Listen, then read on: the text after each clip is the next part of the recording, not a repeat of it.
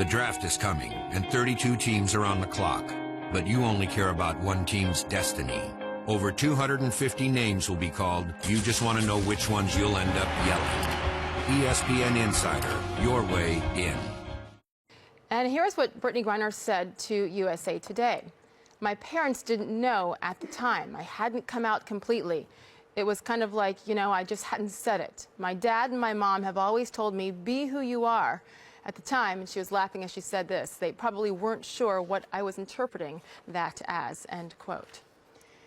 ESPN's Jemele Hill joins us now. And Jemele, I know you're writing a column for ESPN.com about this very topic as we speak. I know you were on First Take earlier today doing your podcast. This is a hot topic, but Britney Griner says she has talked about her sexuality before, but as far as we know, this is the first time she has done so publicly. And as we saw from that soundbite, she's very much at ease talking about it.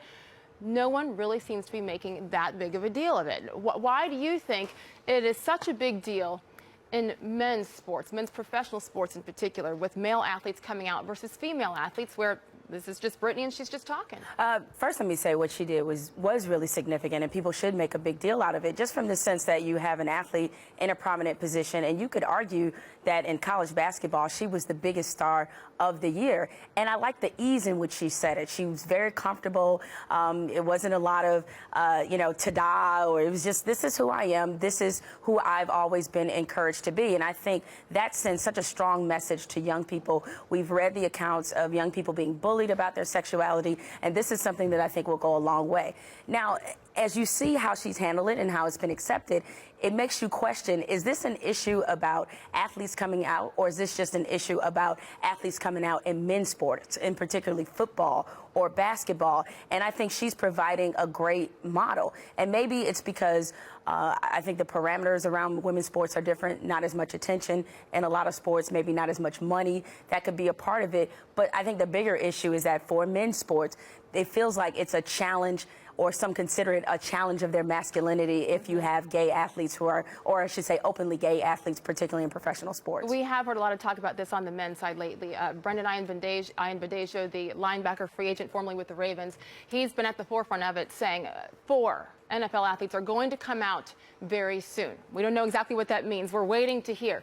Is the NFL in particular ready for that? I think ready is a relative term. If you think about any significant progress we've ever had in this country, were we ready? I mean, to be honest, if you look at especially the civil rights struggle, if you ask some people then, were they ready? If you waited for them to be ready, I think we'd all still be drinking out of separate drinking fountains. So I think that it doesn't matter if we're ready. The moment is here. And I had Brendan on the podcast, and he walked back some of those comments because he realized by saying that he was putting pressure on those who are already thinking of a momentous decision. And so to say 4, then you're kind of putting undue pressure on the situation. But I think it will happen in the NFL probably sooner rather than later. You made the point, though, about Britney Griner being bullied. She says she has been tortured, really, in many ways since she was in junior high school because of her perceived sexuality. Now she's come out, and once again, we have to give her credit for doing something that she made it look easy, but obviously it's not easy for a lot of people. So Jemele Hill, the podcast, the column going on ESPN.com. Yeah, hopefully soon. Okay, I'll let you get back to work. But Jemele Hill, thank you so much for a very important topic in the sports world these days. Appreciate it. Thank you.